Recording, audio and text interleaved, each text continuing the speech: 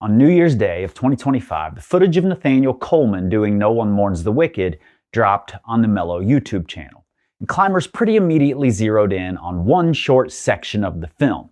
If you haven't watched it, you should. The start holds have very specific divots for all your fingers, thumbs included. I place my left foot lightly and jump my right foot off the pad, using my whole body to carry its momentum and guide it into the precise heel. I pull my chest inwards and upwards. My heel pushes downward, foot and calf flexing as my hips rise.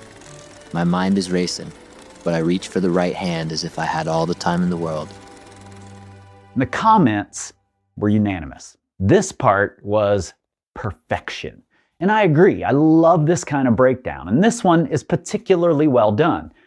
But in conversation with some climbers, it's become increasingly obvious that a lot of us have dramatically overvalued the role of microbeta, or at least misunderstand where it comes from and what role it actually plays.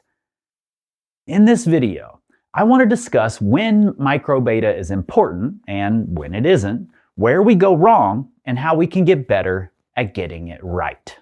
Let's go.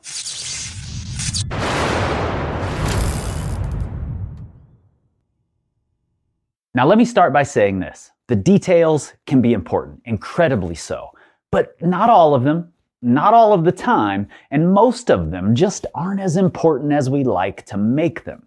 And particularly when it comes to working a project, you shouldn't start at the details, maybe ever. Now, for the uninitiated, maybe even for the people who've just accepted it without thinking more about it, there are 3 levels of beta. There's obviously beta, the holds we use and the techniques required to move between those holds. Then, at one end of the spectrum is microbeta, the smaller details like exactly how you step onto a foothold, or which finger lands in which dimple of a grip, or how you have to slide slightly right before pulling up into that deep lock off, or you just can't seem to hold it. And those 2 things, beta and microbeta, we discuss often. If you've ever been to a climber party, you've seen it and you've heard it. It might be all you saw and heard. But if you listen close, there's something different going on in the conversations between high-level climbers. They're talking in terms of the other side of the spectrum, macrobeta. And the language we have for this macrobeta fits nicely into the 5 atomic elements of climbing movement that I've developed: tension, position, rhythm, effort, and commitment. Every single move you do contains elements of all 5, just in different ratios and combinations. And I use these elements to build a movement analysis tool that I truly think is a game changer for both coaches and for self-coach climbers. You can learn more about it at the link in the description. But all of these words, tension, position, rhythm, effort, and commitment, you'll hear when listening to good climbers discuss their attempts. But if you drop down a level to less experienced climbers, you're more likely to hear them only discussing specific techniques and arguing over whether they full crimp or half crimp or chisel or whatever names we've decided to give to every degree of finger flexion. It's not that good climbers don't discuss those things, but good climbers often settle on the beta, the holds and the moves, fairly quickly. And then they know that the adjustments are made at both ends of the spectrum, macro and micro. And I'd argue that the macro beta adjustments make a much bigger difference more often than micro beta adjustments. But micro beta is sexier, and I get why. I mean, there can be a lot of tangible details in one small move. You have to grab the hold exactly like this, with your thumb on this spike and not this one, and your middle finger has to settle into this little divot, and then you have to turn your hip just slightly so that you can step exactly with the outside of your big toe onto the left side of this crystal, so that as you turn to make the move, your toe actually shifts into this perfect dish, or you can't do the move. And all of those little details seem like they make a big difference because they're what happened right before you send. I made this little change and then I sent. But the problem with this blah, blah, blah, or you can't do the move, is that very often on red point or on the send go, something is a little off, leading to the next thing being a little off. But you do the move anyway. Because microbeta is fragile. It's usually the first thing to fall apart under fatigue or pressure and is incredibly susceptible to tiny compounding errors.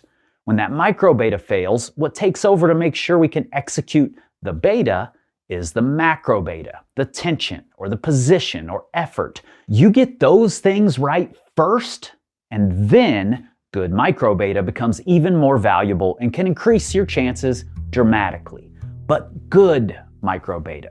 Because let's be honest, most of the time our microbeta isn't really all that helpful. I mean, think back, or the next time you're working a project, take note of how many times you come up with microbeta that you're positive of, only to discard it later, or only to forget it, or not need it on the send. It's going to be a lot of times. And it's not always going to be the case that this happens, but we do get it wrong more often than we get it right. And we often linger on bad beta, and then as a result, useless microbeta for far longer than the really good climbers do. But even though I think it's not as important as we want it to be, I don't necessarily think that finding the microbeta is a waste of time.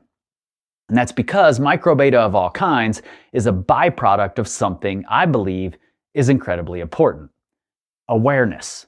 Nathaniel didn't come up with those ideas by standing on the ground and simply intellectualizing it. He came up with them by trying the moves while aware of what felt good and what felt like it wasn't quite working, and then trying to come up with better, more repeatable solutions over and over. And as awareness improves, which only happens with time and doing more climbing at a variety of difficulty levels, but particularly just outside of your comfort zone, then both your macro and micro beta skills will also improve. What I see happening though is that many climbers very quickly start dialing into the micro beta for every hold and every move, putting tick marks everywhere and finding the perfect way to grab everything. Often that's a waste of time, for a simple reason. Most hard moves don't leave you with time to get the holds perfect. Take this move for example. This is a boulder I recently did the FA of, probably around V8. And this one move took me several sessions. My first several attempts, as you can see here, it was clear that commitment and tension were going to be the things that made the difference. The macro beta. But when examining the hold, I want to get it exactly like this. I could even land it with only 3 fingers because my wrist actually feels stronger in that position versus having all 4 on. But I'd really like to have my pointer finger land in this little divot. But there's a problem.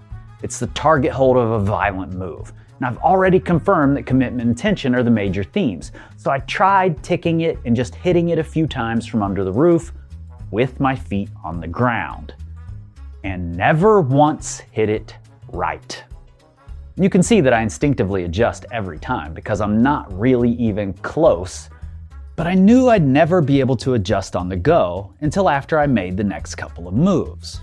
So I ignored the micro beta that I'd come up with and focused instead on the macro beta, the tension and the commitment. And I then realized that for the next move, I'd have to tap into a new level of effort because I didn't have the hold how I wanted it. And so I tried again and fought through the discomfort of having the hold completely wrong and got through the sequence anyway. And I rested, pulled back on for my first red point attempt, applied the tension and commitment I'd learned, and stuck the hold again. And honestly, I'm not even sure how well I stuck it that time.